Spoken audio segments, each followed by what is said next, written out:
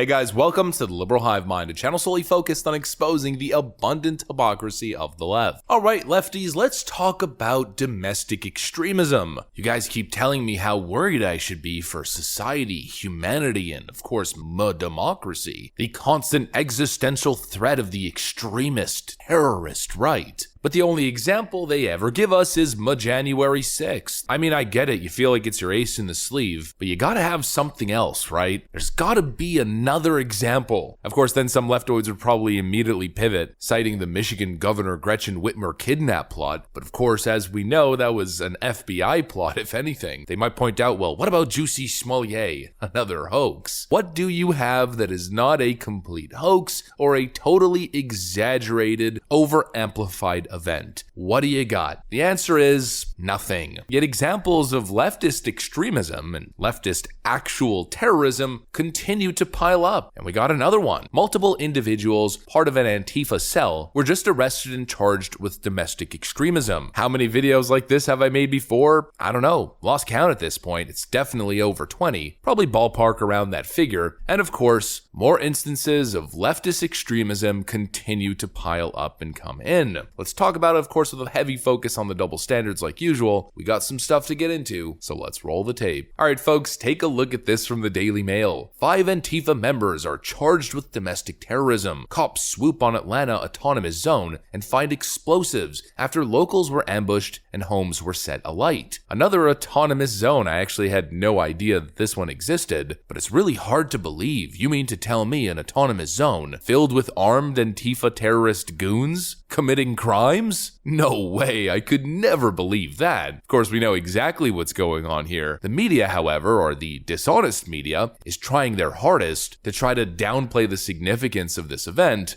We have continuing coverage this morning of ongoing tension at the site of a future Atlanta police training facility. We've seen more law enforcement there over the past 24 hours as protesters, they continue to fight back against what they call Cop City. The people that they have been arresting and targeting and attacking have been engaged in nothing but peaceful civil disobedience. Wednesday, protesters shouted slogans at police and riot gear on property near the site.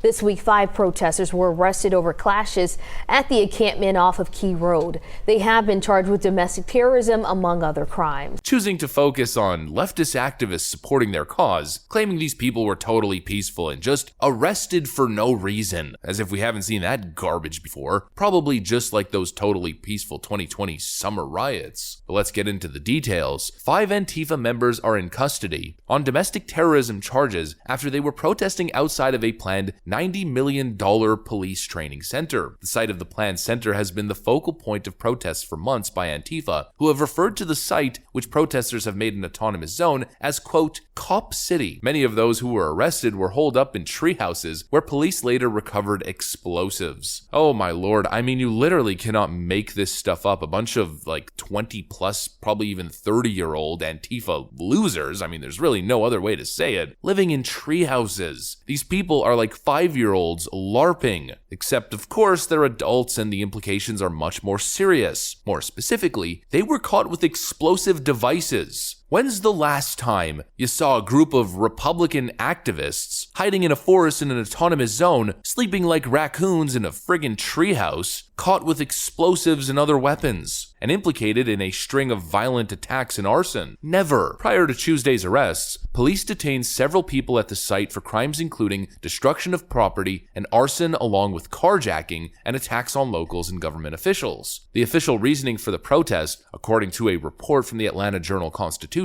is environmental concern for the Weelaunee Forest. The center would cut out around 381 acres of woods. Among the photos documenting the protest is an image of a group of ski mask clad protesters standing over a truck with a banner reading "No Forest, No Peace, Truck the Police," as well as a smaller sign that read "No Cop City." Those arrested have been named as Serena Hertel, 25 of California, Nicholas Olson, 25 of Nebraska, Francis Carroll, 22 of Maine, and Arian Robinson, 22 of Wisconsin, and Leonardo Viosele, 20 of Macon, Georgia. It fits the MO absolutely. It fits the MO perfectly. Antifa goons being bussed in from out of state, protest, to commit violence, to chant their infamous slogan, "Give us what we want or or else. In other words, give us what we want or no peace, as they say, and now caught with explosives and supposedly linked to carjacking, assault, vandalism, and arson. I mean, such amazing, virtuous, productive members of society. Guess what they were up to? We'll take a look at this picture over here. Burning down people's future homes. Oh, I absolutely love how wholesome these Antifa activists are, so compassionate. They're involved in such good charitable causes, such as burning people's future dream homes. You know, American citizens who work hard, pay their taxes, participate in society lawfully, probably raising children, worked hard to save up money and build homes, only to have those homes in the middle of construction burnt down by a bunch of Antifa losers. I mean, that's really what they are. I'm going to continue to say it.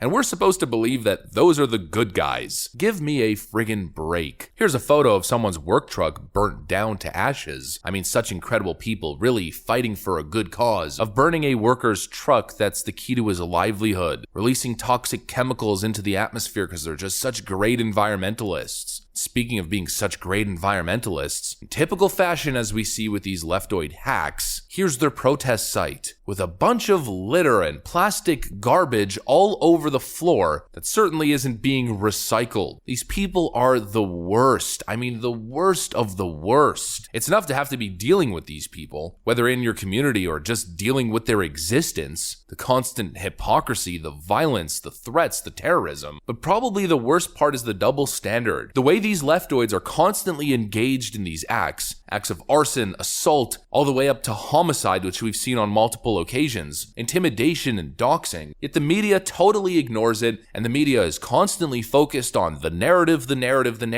which is the evil Donald Trump supporter, the evil Republican. Meanwhile, this stuff is happening. I mean, let's have a conversation, an honest conversation about political extremism. Well, we can't, because people on the right are willing to condemn extremism, political extremism, regardless of what side it comes from. You know, the events of January 6th, for instance, the point I always make, every single political commentator on the right was so swift to condemn the violence. Donald Trump immediately condemning the violence and telling people to go home. People who supported the protest didn't want to see it get out of hand. They didn't want it to get violent. They wanted it to be substantive. They wanted it to potentially be intense, of course, but nobody was supporting domestic extremism. Were there elements of it? Absolutely. And it distracted from the actual cause. It distracted from the protest itself. And so immediately people condemned the violence. The leftoids don't. Very simply, they don't. The same point that I always make. It took over 100 days for Joe Biden to condemn violence. Like a basic condemnation of violence in the wake of summer 2020 political violence. Over 100 days to just do the basic, the bare minimum and say, violence is bad, okay? And that had devastating, violent consequences. Namely, an Antifa goon, Mr. 100% Antifa, Michael Reynolds, we're never going to forget that guy's face or that guy's name, violently executing a Patriot Prayer member in the streets of Portland, indiscriminately, for no reason, caught on camera. And still, leftoids haven't taken a strong stance in condemning that individual. In fact, multiple media outlets tried protecting him. This stuff is just wild. It's crazy. But it's no longer surprising because it's par for the course. This is what leftoids do. It's what they endorse. And it's what they refuse to condemn. It's also what they vote for. You know, the Atlanta metro area voted for this. By supporting the party of Antifa, the party of defunding the police, they support these domestic extremists, whether directly or indirectly, with their vote. They vote Democrat across the board at a near 90% rate. And then when they try to make moves for public safety, like creating a cop training facility, this is what happens. This is what they have to deal with. And really, none of it, absolutely none of it, is surprising. That's what I got for you guys, though. Hopefully you enjoyed the video. If you did, make sure to leave a like and possibly subscribe to the channel. I'm going to get out of here. Thanks for watching, and I'll see you on the next one.